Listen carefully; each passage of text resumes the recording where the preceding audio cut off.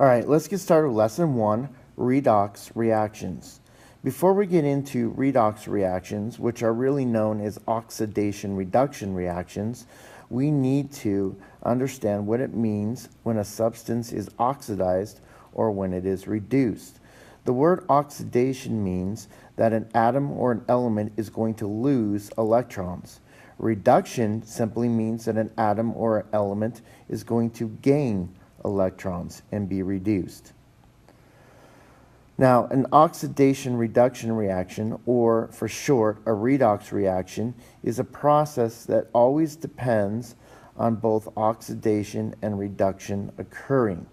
For example, if we take the element magnesium, which is a metal and it's in a solid state, and we react it with oxygen gas, it's going to produce a product of magnesium oxide.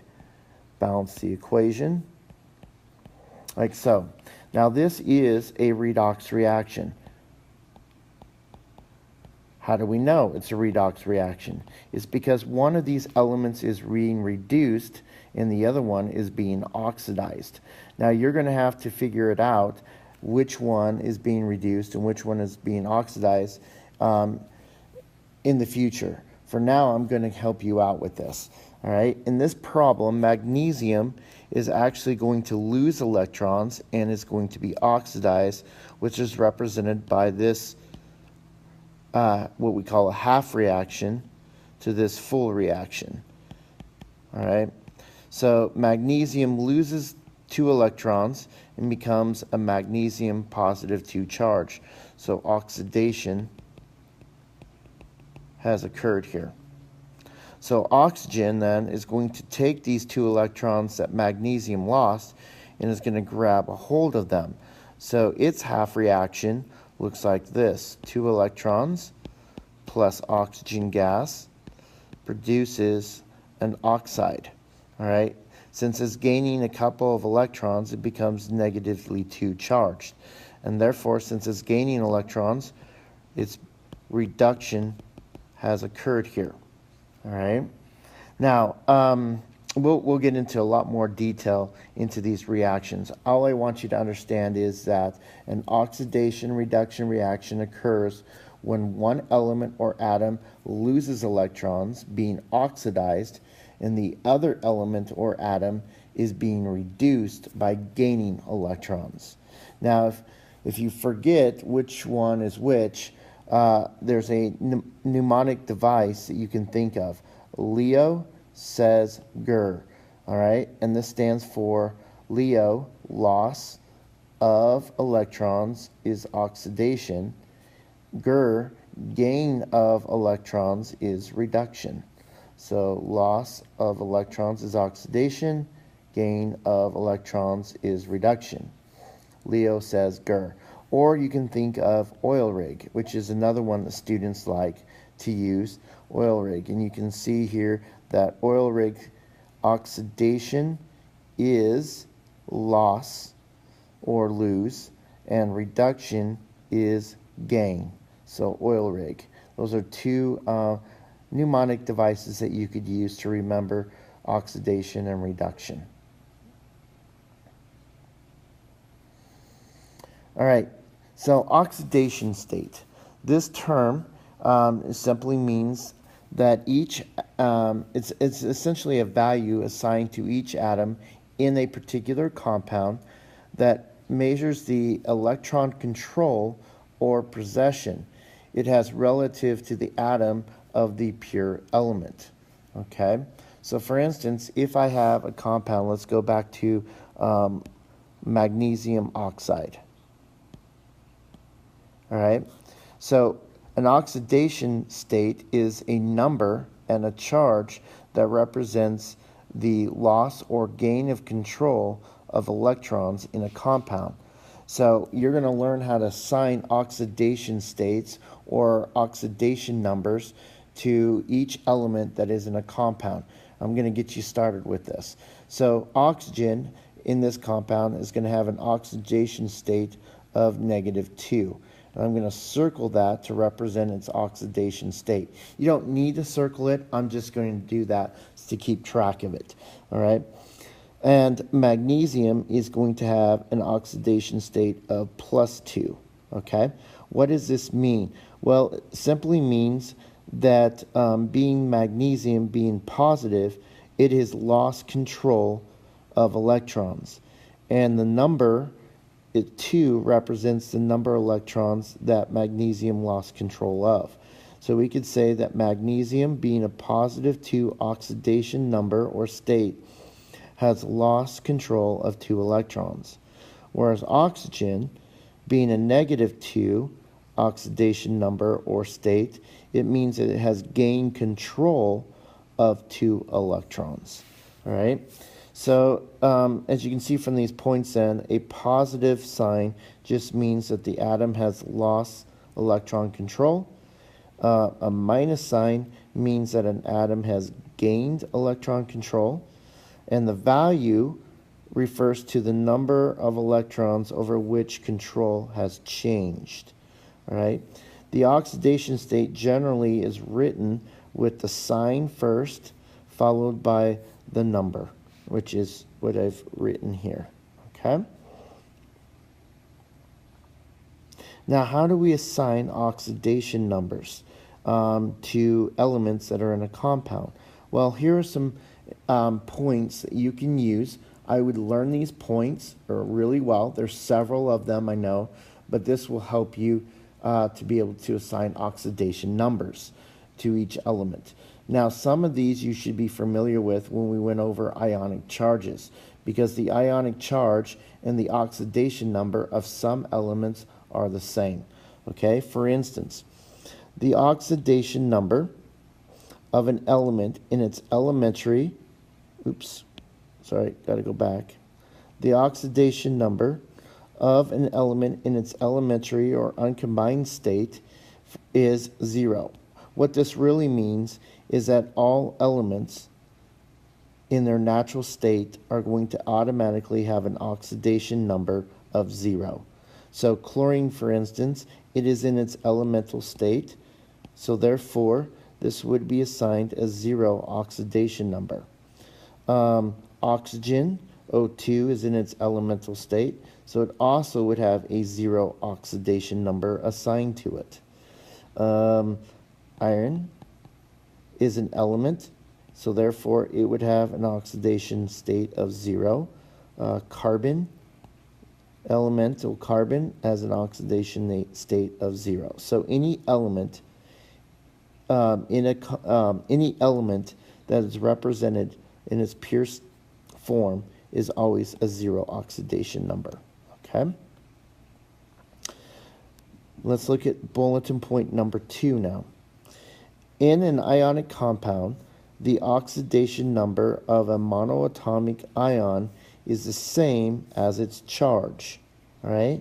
So if you know the charge of a monoatomic ion, then you're able to assign its oxidation number. So for example, potassium chloride, KCl, all right? The potassium is a monoatomic positive ion, and chlorine is a monoatomic anion, okay? Well, the charge on potassium is a +1, which also means that its oxidation state is a +1. Chlorine, or the chloride ion, has a -1 charge, therefore its oxidation number is also -1. So that's not too hard, I think, to understand there. All right, now certain elements always have the same oxidation number in their compounds. And so you can think of some of these ideas. Group 1 elements, as you know, lithium, sodium, potassium, rubidium, cesium, will always have an oxidation number of +1, which represents its charge as well. Group 2 will always have a +2 oxidation number, which is also represented by its charge. Group 13 elements with bromine and aluminum will always have a +3 charge, but also a +3 oxidation number or state. All right. fluorine, chlorine, bromine, iodine, that's that group 17, it will always have a -1 oxidation number. Hydrogen will always have a +1 oxidation number, except if it's in a metallic hydride, and then it will have a -1. So example, this would be a metallic hydride known as calcium hydride. So in this case, the calcium would have a +2 oxidation number because it is calcium and it is in group 2. So they're always a +2. And then hydrogen, because it is a hydride, it's not considered the metal in this case, it's going to have a negative charge, -1 charge. Or it's going to have a -1 oxidation number. Okay? Same thing with the sodium hydride. NaH, the sodium has a +1 oxidation state, being a group 1 ion, and hydrogen will be a hydride with a -1 oxidation state. However, when the hydrogen acts more like a metal, like in hydrochloric acid, the chlorine is now the negative charge, -1 ion, and the oxidation number for hydrogen is now a positive charge. All right, now let's look at the next one, F. Oxygen is usually always a -2 charge and also a -2 oxidation state. However, there is an exception, and that is in a peroxide compound. If it's in a peroxide, the oxidation number is going to be a -1. We don't come across peroxides very much. The closest one we normally see would be hydrogen peroxide. So if you have H2O2 hydrogen peroxide, and you need to recognize that this is hydrogen peroxide, then oxygen will take on a -1 oxidation state and not a -2. Okay? We're not even going to worry about these superoxides. We don't really come across superoxides much on the test. So just know that oxygen, 99% of the time, it's going to be a -2 charge or a -2 oxidation number, and only in the peroxide state will be a -1. All right, here's some more ideas to think about assigning oxidation numbers. In a ABY compound, the more electronegative element is always assigned the negative oxidation number. The less electronegative element is going to be assigned a positive oxidation number. And so we have an example as SF4. These are both nonmetals, but fluorine is more electronegative than sulfur, so fluorine is going to take on the negative charge. And so it should have a -1 oxidation state, which fluorine usually always does. And because we have 4 fluorines, each with a -1 oxidation state, the sulfur must have a +4 oxidation number. Something to always remember is that essentially in a neutral compound, the sum of all the numbers must be 0. So in this case, SF4 is a neutral element. So therefore, the oxidation numbers need to be net 0 is what this is saying. So since this is a -1, we have a -4. There means to offset the -4, sulfur has to have a +4 oxidation state, like so. All right. Now, if it has a negative charge overall, so if it's an ion, it has a negative charge, then the sum of the oxidation numbers need to equal the charge of that compound. Okay, we'll give you plenty of examples of all of these and some practice homework problems. All right, so just start to become familiar with these rules as best as you can. Okay, so let's go ahead and practice this right now as we finish up this lesson. All right, let's go through each one of these, and see if we can assign the correct oxidation numbers and explain why they are, okay? So first of all, we have hydrogen, all right? Hydrogen,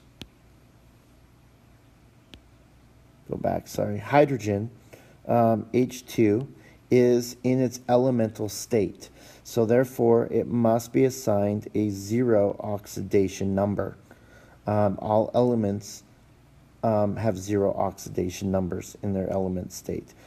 Nitrogen, same thing. It's going to be 0 because it's in its elemental state. Carbon is 0 because it's in its elemental state. All right? So those will all be 0. Let's look at some other ones. CO. You just write these down in your study guide here. So CO, carbon monoxide. Now, if you recall, we have two nonmetals. So the nonmetal that is most electronegative is going to have the negative oxidation state. So that would be oxygen. And oxygen is not going to be a peroxide, not at all. So it's going to take on a -2 oxidation state that we normally see for oxygen. That makes carbon the positive one. Now, we need this to be a net 0. So if we have a -2, we must have a +2 oxidation state for carbon in order to get a 0 overall charge. All right? So there's carbon monoxide. Let's do sodium chloride. Now we have an ionic compound, so we can use the ionic charges to represent the oxidation state. Sodium is going to be a +1, and chlorine is a -1. And those are not only the charges, but the oxidation numbers or state for those particular elements, okay? Notice they still equal 0, -1 + 1 equals a 0 overall. All right, what about water, H2O? All right, so again, we have two nonmetals. Oxygen is the most electronegative, so it's got to take on the negative charge. Overall, we got a 0 because it's neutral. Oxygen is not a peroxide. It is going to be -2 charge. Okay, it's just its normal oxidation state. Since we got a -2 charge, we have 2 hydrogens, so to offset that, we need a +1 charge on the hydrogen or +1 oxidation state. +1 times 2 is a +2, which gives us our 0. Okay, let's do the next one, barium chloride. This is ionic compound, so the oxidation numbers are the same as the charge. -1 for chlorine, +2 for barium. Notice it gives us a 0 oxidation state. -1 times 2 is a -2, and +2 gives us 0. Okay? Hopefully this is making sense, how we're assigning these oxidation numbers. Okay, so now we have a different one here, N2-. Now we have a negative ion, so our oxidation numbers need to equal to a -1. Well, oxygen is going to take on the -2. It's more electronegative, and its regular oxidation number is -2. So -2 times 4 is a -4. So therefore, nitrogen must be positive. And to get us to a -1, it would require nitrogen to be a +3 oxidation state. All right, so that's its oxidation number, +3. Right? All right, so let's see what's next. We got Al2S3. This is an ionic compound, so we can use the regular charges to represent oxidation numbers. Sulfur is a -2, and aluminum is a +3 charge, and that's their oxidation numbers. Okay, ionic compounds are pretty easy. The next one is HSO4-. Okay, so we have 3 nonmetals we have to assign. We need a -1 charge all the way. Okay, so hydrogen is going to be easy because it's going to be a +1. It's always a +1 unless it's a hydride. Oxygen, is going to be a -2 because of its normal oxidation number. That leaves sulfur. Well, let's see if we can figure this out. So 2 times 4 is a negative 8 plus the positive 1, okay? So sulfur's got to be a positive charge. And we need to make sure that we get a negative 1 oxidation number. The only way for that to be an occurrence is if sulfur is a positive 6, because a positive 6 plus a positive 1 makes it a positive 7. That would give us a negative 1 charge overall. Okay, so relook at that if you need to. That's a little bit more of a challenging one. Okay, next one is silver nitrate. Okay, we need an overall 0 charge. Silver is always +1 in its ionic form, which this is an ionic compound. The oxygen will be a -2. So the question is, what is nitrogen? We have a +1. -2 times 3 is a -6. So that means nitrogen, in order for us to get 0, must be a +5. Must be its oxidation number. So +5 plus 1 gives us a +6 minus 6 equals 0. Okay? Hopefully this is all making sense to us. All right, let's look at FeCl3. Hopefully by now you're starting to make sense of all this. This is an ionic compound, so the charge on chlorine is -1, so that must be its oxidation state. And iron must be a +3, since we have a -3 overall. -1 times 3 is -3. It must be a +3 oxidation state. Okay. All right, so then we go to nitrate. -1. -1 overall. Oxygen is a -2. That makes that a -3. Therefore, nitrogen must be a +5 oxidation number. Okay? Going a little bit faster now. SO3, 2-. We need a -2 charge overall. Oxygen is -2. We got -6. So to get a -2, the sulfur must be a +4 charge. +4 minus 6 gives us a -2. All right. And the last one is super easy though. Magnesium ion +2. Charge also represents the oxidation state. So magnesium is a +2 oxidation number here. All right, so that's how we assign oxidation numbers or oxidation states to each one of these elements that are in compounds.